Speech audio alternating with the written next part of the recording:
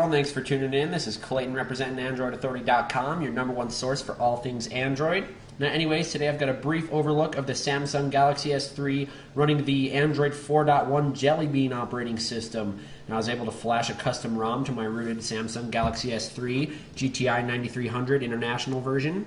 And this custom ROM actually is the Jelly Bean operating system. Now, mind you, there are a lot of things that aren't working, including the radios. You're not going to have any service, you won't have Wi-Fi, and then a lot of the native features of the Android Jelly Bean operating system don't work.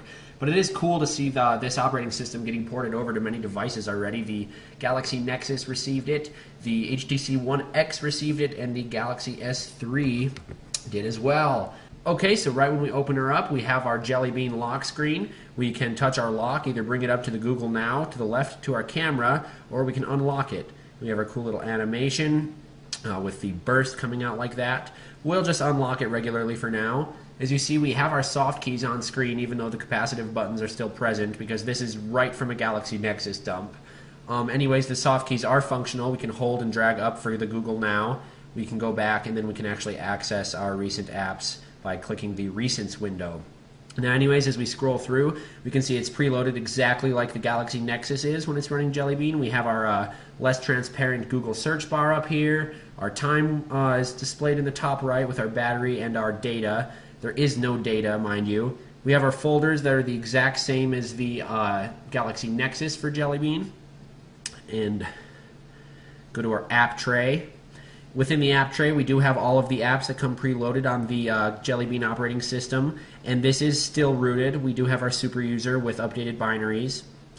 Now, anyways, if we go into the settings here, you can see that it's themed exactly like the AOSP Jelly Bean. Absolutely no TouchWiz. Now, we can't add any accounts or anything because there is no Wi-Fi. That is just not functional. Can't even turn it on. Of course, that also means that we're not going to be able to have NFC or the Android Beam functionality. But we can manage our apps. We can disable which apps actually show us notification in the notification bar. But a lot of these native features for Jelly Bean are just kind of going to be redundant unless we get the radios working. Anyways, we go down to the About phone. We will verify we are in fact running the 4.1 Jelly Bean. And I will go back really quick. You can see here we have the GTI 9300 model. But we will just access our Easter egg. We have the Jelly Bean.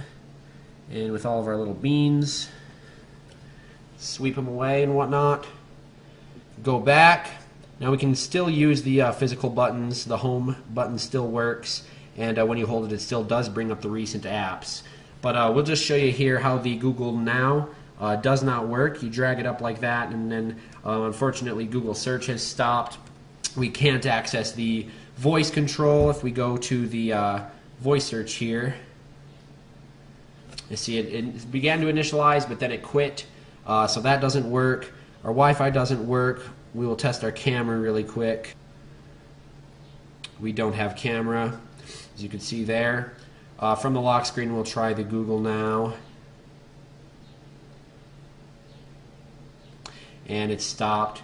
So a lot of the functionality is missing, but it's really awesome if you guys want to just give it a try on your Galaxy S3. It is Jelly Bean. You can impress your friends. You can actually check out how the interface is set up, because this does nothing bad to your device. You can flash it, then you can actually just flash it right back to another ROM or to the stock firmware. And stay tuned with AndroidAuthority.com, guys. We're going to be bringing you everything you want Android related.